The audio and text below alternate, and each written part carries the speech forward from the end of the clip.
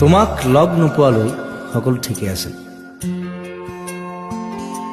জীৱন, জোনাক, আকাশ এইবোৰৰ সংজ্ঞা তেনেই সাধাৰণ আছিল।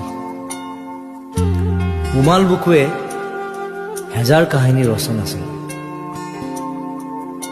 তোমাৰ সান্নিধ্য নিবিচৰালৈও সকলো ঠিকেই আছিল।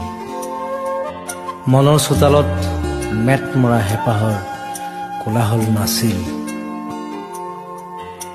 আশাবোৰ জোনাক হৈ বৰষুণৰ দৰে নামি অহা নাছিল। তোমাৰ কথাবোৰ নুশুনালৈ সকলোবোৰ ঠিকেই আছিল।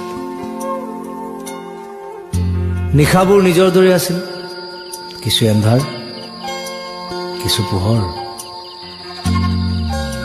ভাল লগা নাছিল জোনাকীৰ পোহৰ আৰু সৌ দূৰৈৰ এখন তৰাৰ চহৰ।